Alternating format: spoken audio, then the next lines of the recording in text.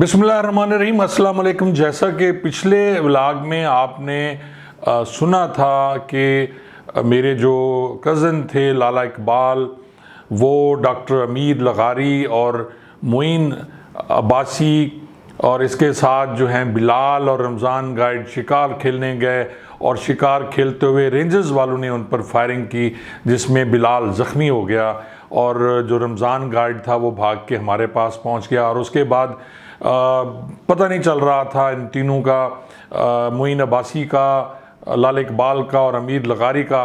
तो मैंने फ़ोन किया था इस्लामगढ़ और वहाँ से मुझे पता चला कि रेंजर्स वालों ने पर्चे के लिए कोई दरख्वास्त भिजवानी है और उन्होंने रोज़नामचा रुकवाया हुआ है। तो मैं अपने बड़े भाई हफीज़ुल्लाह खान साहब के साथ और मेरा ड्राइवर जो था लतीफ़ नियाज़ी, उसके साथ हम लोग रहीम यार खां रवाना हो गए ताकि वहाँ जाके सही सूरत हाल का पता लग सके। अगले दिन ईद उल फितर थी और मैं, भाई फीज़ और नियाज़ी जो था, लतीफ़ नियाज़ी ड्राइवर, हम लोग को रात को 3-3:30 बजे रहीम यार खां शहर में पहुंच गए। ये शहर मेरे लिए बिल्कुल अजनबी लग रहा था। यहाँ कुछ अर्सा पहले थाना कोट सब्सल पे मेरी पोस्टिंग थी और जैसे कि मैं पहले व्लॉग में बताया था कि जी वहाँ लगारी साहबान से मेरी लड़ाई हुई और मेरा तबादला भावलनगर करा दिया गया सियासी तौर पर। रात को 3-3:30 बजे मैं, बड़े भाई हफीज़ुल्लाह खान साहब और लतीफ़ नियाज़ी ड्राइवर जो था, हम लोग रहीम यार खां पहुँच गए। रहीम यार खां शहर वो शहर था जहाँ मैंने अपनी ज़िंदगी के बेहतरीन साल गुजारे। पोस्टिंग रही मेरी कोट सब्जल में रही, भुंग में रही और मुख्तलिफ़ थानों में यहाँ की पोस्टिंग मेरी रही। और आज वो शहर मुझे बिल्कुल अजनबी लग रहा था और हम इंतज़ार में थे कि सुबह हो और हमें सही सूरत हाल का पता चले। तो एक जगह हम गाड़ी में ही बैठे रहे। फिर मैंने सुबह सुबह कॉल की मेरे जो बैचमेट हैं उन्हें कि जी हमें कुछ बताया जाए कि क्या मुकदमा दर्ज हुआ है या कुछ हुआ है। लेकिन वहाँ से एक बात जो सामने आई वो ये थी कि जी एक तहरीर आई है रेंजर्स वालों की तरफ से कि जी वहाँ कक्कीवाला के पास कुछ फायरिंग हुई है जिसमें स्मगलर्स 2 जाँ बहक हो गए हैं और उनसे कुछ हिरन मिले हैं, कुछ स्मगलिंग का सामान मिला है और एक जो स्मगलर है उसको गिरफ़्तार कर लिया गया, जबकि 2 स्मगलर्स जो थे वो वहाँ से फ़रार होने में कामयाब हो गए। अब डेड बॉडीज़ के बारे में जब इतला मिली तो फिर मुझे ये बताया गया, क्योंकि ये मुकाबले में दोनों जो थे वो जाँ बहक हुए थे, इसलिए उनका बोर्ड आना था और पोस्टमार्टम के लिए डेड बॉडीज़ को रहीम यार खां जो शेख जायद हॉस्पिटल है वहाँ भिजवा दिया गया है। मैंने भाई फीस से कहा कि जी चलते हैं और शेख जायद हॉस्पिटल जाके पता करते हैं कि वहाँ कोई डेड बॉडीज़ आई हैं या नहीं आई हैं। तो मैं गाड़ी में बैठा, भाई फीस मेरे साथ बैठे। अब मैंने ख़ुद ड्राइव की और लतीफ़ ड्राइवर पीछे बैठ गया और हम लोग जो हॉस्पिटल है शेख जायद हॉस्पिटल वहाँ पहुँचे। उन दिनों ये जो मुर्दा खाना था शेख जायद हॉस्पिटल का, ये बाहर की तरफ था, अंदर नहीं था। अभी तो मेरे ख्याल में को अंदर उन्होंने बना दिया और बहुत अच्छा एयर कंडीशन मुर्दा खाना है। तो जैसे ही मैंने गाड़ी जाके रोकी और मैं उतरा ही था गाड़ी से, तो रेंजर्स के 2 एहलकार साथ जो स्टेडियम था उससे कूद के आ गए उसकी दीवार से और हम लोग नीचे उतर के गए, सलाम किया, उन्हें पूछा कि जी हम इस तरह आए हैं और हमें शक हुआ है, हमें ये बताया जाए कि यहाँ जो 2 डेड बॉडीज़ आई हैं वो किन की है। लेकिन उन्होंने हमें बताने से इनकार कर दिया और उन्होंने कहा जी अफसरान की ये हिदायत है हमें कि किसी को किसी के बारे में कुछ ना बताया जाए।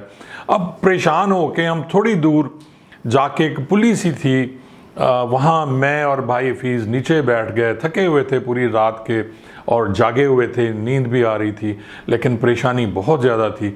तो वो जो पुली थी, मैं और भाई फीस उस पुली पे बैठे रहे और लतीफ़ नियाज़ी गया वहाँ से कोई पानी लेके आया, उसने पानी दिया मुझे, भाई फीस को पानी दिया। और ईद का दिन था, लोग ईद की तैयारी करके वहाँ से गुज़र रहे थे ईद नमाज़ पढ़ने और हम दोनों भाई वहाँ ज़मीन पे पुली पे बैठे हुए इंतज़ार कर रहे थे कि जी वहाँ जो डेड बॉडीज़ अंदर पड़ी हुई हैं वो अल्लाह ना करे वो मेरे भाई लाला इकबाल की हो या डॉक्टर अमीर की हो। हम लोग अभी वहाँ नीचे बैठे हुए थे कि एक कांस्टेबल आया था ना, ए डिवीज़न का कांस्टेबल, उसकी भी शायद वहाँ ड्यूटी लगाई गई थी, क्योंकि मैं रहीम यार खान के बहुत से थानों पे बतौर एसएचओ काम कर चुका था और वो कांस्टेबल मुझे जानता था। तो मैंने उससे पूछा कि यार इस तरह मुझे बताएं कि ये डेड बॉडीज़ कौन है, कोई आपको अंदाज़ा है? तो उसने यही कहा कि सर रात को ये डेड बॉडीज़ लाई गई और एसएचओ ने मेरी यहाँ ड्यूटी लगाई थी कि आपने भी यहाँ मुर्दा खाने पे ड्यूटी करनी है, लेकिन इन्होंने ताला लगाया हुआ है उस मुर्दा खाने को और चाबी उन रेंजर्स वालों के पास है। अब उस वक्त सुबह के तकरीबन 9 बज चुके थे। लोग ईद नमाज पढ़ के एक दूसरे को मुबारकबाद देते हुए वापस जा रहे थे और हम दोनों भाई वहाँ बैठे हुए थे। मैंने साथ एक मेडिकल स्टोर था, वहाँ से जाके टेलीफोन पे एसएसपी हाउस पे कॉल की। तो एसएसपी जो थे वो मलिक एजाज थे और मुझ पे बहुत मेहरबान थे। जैसा कि मैं पिछली अपने व्लॉग्स में भी बता चुका हूँ कि वो मुझ पे बहुत ज़्यादा ट्रस्ट करते थे। तो मैंने कोशिश की उनसे बात करूँ और किसी तरह क्लियर हो सके कि जी वहाँ जो डेड बॉडीज़ पड़ी हुई हैं वो किसकी हैं। लेकिन ऑपरेटर ने मुझे बताया कि जी साहब सोए हुए हैं और वो उन्होंने कहा है कि अभी कोई उनसे बात नहीं करेगा। हालांकि ईद का दिन था और मुझे लगा था वो ईद नमाज पढ़ने गए होंगे। लेकिन बहुत से ऐसे केसेस में हमेशा जो ऑपरेटर्स होते हैं उन्हें यही कहा जाता है कि साहब सोए हुए हैं या साहब बाहर निकले हुए हैं और जब आएंगे फिर आपकी उनसे बात करा देंगे।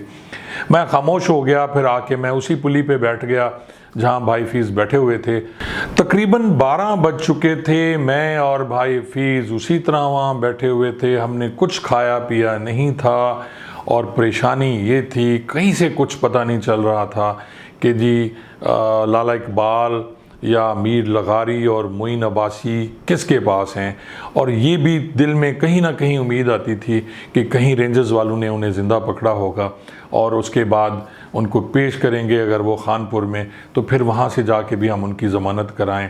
ये उम्मीद भी दिल में कभी कभी आ जाती थी।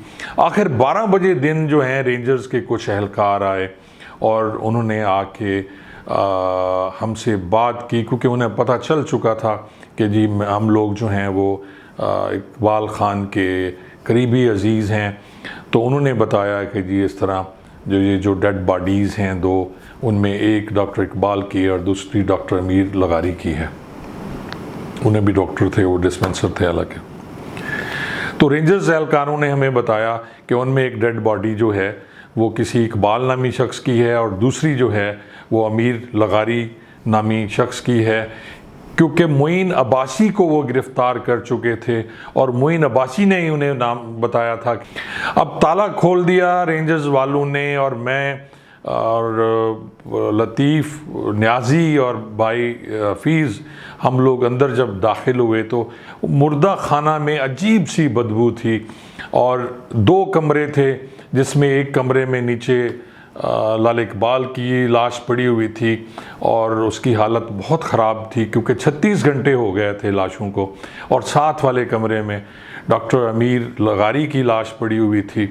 अमीर लगारी बहुत गोरा चिट्टा खूबसूरत जवान था डॉक्टर अमीर लगारी, और उसने बहुत अच्छे परफ्यूम लगाने और इसी तरह लाला इकबाल भी साफ़ सुथरे कपड़े पहनने और अपने आप का बहुत ख्याल रखने वाले जवान थे।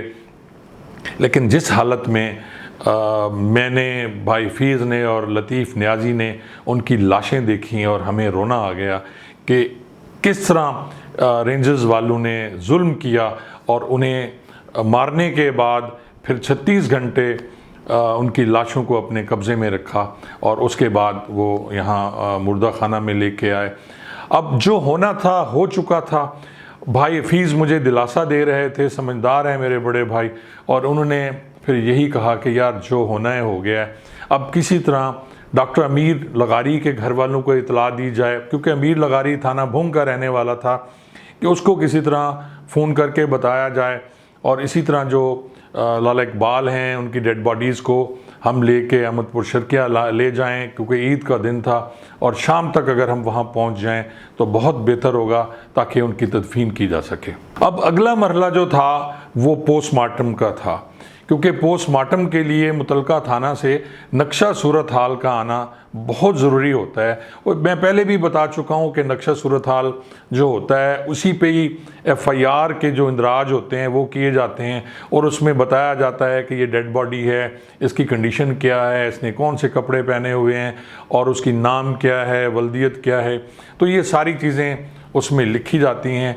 तो मैंने फिर जो मेरे बैचमेट थे उन्हें मैंने कॉल की कि जी आप मेहरबानी करें, आप जितना जल्दी हो सकें आप नक्शा सूरत भिजवा दें ताकि यहाँ पोस्टमार्टम हो सके। और उसके बाद फिर मैंने जब लेट हो गई तो मैंने फिर एसएसपी मलिक एजाज से भी रब्ता किया। उन्होंने मेरा फ़ोन सुन लिया और फिर उन्होंने भी एसएचओ को मैसेज किया कि हर सूरत में नक्शा सूरत हाल लेके वो पहुँचे। लेकिन फिर भी इस्लामगढ़ से आना इतनी दूर से, वो एसएचओ साहब जो हैं उन्होंने वो नक्शा सूरत हाल तकरीबन 4 साढ़े 4 बजे भिजवाया। अब 4 साढ़े 4 बजे नक्शा सूरत हाल पहुंचा तो उसके बाद उधर ही उन्होंने, जो डॉक्टर्स थे वो तो नहीं आते वहाँ, जो क्रिश्चियन होते हैं जो चूड़े कहते हैं वो अक्सर पोस्टमार्टम करते हैं, और उन्होंने फिर वो पोस्टमार्टम किया। बॉडी खोलते हैं, वो पूरी हेड खोलते हैं और ये सीना खोलते हैं और पोस्टमार्टम करने के बाद वो सी देते हैं। एक कार्रवाई होती है जो ये करते हैं ताकि कहाँ कहाँ फायर लगे हुए हैं, किस तरह के ज़ख़म हैं, वो करने के बाद जो डेड बॉडीज़ हमारे हवाले कर दी गई। अब कंडीशन बहुत बुरी थी डेड बॉडीज़ की, तो हमने वहीं से ताबूत बनवाए, उसमें बॉडी को रखा। और मैं अपने ड्राइवर लतीफ़ न्याजी का एहसान कभी नहीं भूल सकता। अपने भी इस तरह नहीं करते जिस तरह उसने मेरे साथ मिलके उस डेड बॉडी को ताबूत में रखा कि उसमें से बहुत ज़्यादा स्मेल आ रही थी। हमने कॉटन ली और उसके साथ उसको पैक किया और दोनों ताबूत जो हैं वो बंद करने के बाद इसी दौरान डॉक्टर अमीर लगारी के जो बड़े भाई थे वो भी आ चुके थे, उनकी डेड बॉडी उनके हवाले की गई। अब लाशें हमने ताबूत में रख लीं। अब उन्हें ले जाने का मसला था, ईद का दिन था, लोग खुश थे, लोग खुशियां मना रहे थे और हम लोग अपने करीबी अजीज़ों की लाशें वहाँ रख के बैठे हुए थे। वैगन का अरेंज नहीं हो रहा था, एम्बुलेंस नहीं मिल रही थी, क्योंकि एम्बुलेंस जो होते हैं वो इस टाइप के लाशें लेके नहीं जाती मोस्टली। वो कहती हैं जी हमने ज़ख्मियों को लेके जाना है। बड़ी मुश्किल से एक एम्बुलेंस का अरेंज हुआ जो अच्छी कंडीशन में थी, और उसको जो है वो पहले हमने भाई इकबाल की लाश उसमें रखी और साथ ही एक दूसरी एम्बुलेंस में डॉक्टर लगारी की लाश रख के रवाना किया। और उस दिन मुझे एहसास हुआ, मैंने ज़िंदगी में बेतहाशा लाशें देखी, मैंने ज़िंदगी में बेतहाशा ऐसी लाशें देखी जिनकी हालत बहुत ख़राब थी, लेकिन जब किसी अपने की लाश बंदा इस कंडीशन में देखता है तो उसके दिल पर क्या गुजरती है, ये मुझे उस दिन एहसास हुआ। अब हम लोग रवाना हुए जी अहमदपुर शर्किया। लतीफ़ न्याजी को उसी एम्बुलेंस में बिठाया और जो मेरी गाड़ी थी उसमें मेरे बड़े भाई हफीज़ुल्लाह ख़ान और हम लोग भी साथ साथ एम्बुलेंस पे रवाना हो गया। टेलीफोन के ज़रिए हमने घर पे इतला दे दी थी अहमदपुर शर्किया के इस तरह डेड बॉडी मिल गई है, तो सारे घर में कोहराम था। हम लोग डेड बॉडी लेके आ गए जी वहाँ अहमदपुर शर्किया, और पूरा मोहल्ला जो हमारा है सिविल हॉस्पिटल के साथ घर हैं वो इकट्ठा था, क्योंकि भाई इकबाल जो थे वो डिस्पेंसर थे सिविल हॉस्पिटल अहमदपुर शर्किया में, और उनकी बड़ी खिदमत थी। लोग बहुत ज़्यादा प्यार करते थे उन्हें, और वो लोगों का मुफ्त इलाज भी क्या करते थे, बहुत ज़्यादा ख्याल करते थे। तो काफ़ी अरसे से वो हमारे घर ही रहते थे भाई इकबाल। तो पूरे मोहल्ले में कोहराम था, लोग आ रहे थे, बेतहाशा लोग इकट्ठे थे, और रेंजर्स वालों के ख़िलाफ़ शदीद इश्ताल पाया जाता था। रात को हमने जी डेड बॉडी जो थी लाल इकबाल की वो दफन कर दी। कब्रिस्तान अज़मत सुल्तान है जी हमारे घर के थोड़े से फासले पे 2-3 किलोमीटर पे, वहाँ हमने तदफीन की। अब भाई इकबाल को हमने दफन कर दिया था, और उसके बाद जब घर वापस आए और पूरा मोहल्ला वहाँ इकट्ठा था और इश्तियाल पाया जाता था बहुत ज़्यादा रेंजर्स वालों के ख़िलाफ़। अगले दिन हमने कुल रखे हुए थे और उस कुल खानी पे शहज़ादा उस्मान अब्बासी, शहज़ादा फैज़ अब्बासी और पूरे शहर के जो मोअज़्ज़िज़ीन आए हुए थे, और सब का ही एक उस पे था कि जी रेंजर्स वालों से हर सूरत में बदला लेना है और रेंजर्स वालों के ख़िलाफ़ कार्रवाई करानी है, क्योंकि उन्होंने एक तो वकूआ चेंज किया, वो शिकारी थे, फिर उन्हें स्मगलर बना दिया और वहाँ से लेके उन्हें कक्कीवाला गए और फिर उन्होंने लाशों की बेरहमती की। कुछ हो गया था, इंसिडेंट हो गया था, जो भी हुआ था वो हलाक हो गए फायरिंग से, ज़ख्मी भी हो सकते हैं, उन्हें बचाया भी जा सकता था, लेकिन उन्हें वो लेके 36 घंटे उन्होंने लाशें अपने पास रखीं, और उसके बाद वो लाशें जब हमारे हवाले हुई तो उनकी हालत ख़राब हो चुकी थी। अब हमारा एक ही स्टेप था, पूरे शहर अहमदपुर शर्किया की आवाज़ थी कि हर सूरत में रेंजर्स वालों के ख़िलाफ़ कार्रवाई करनी है।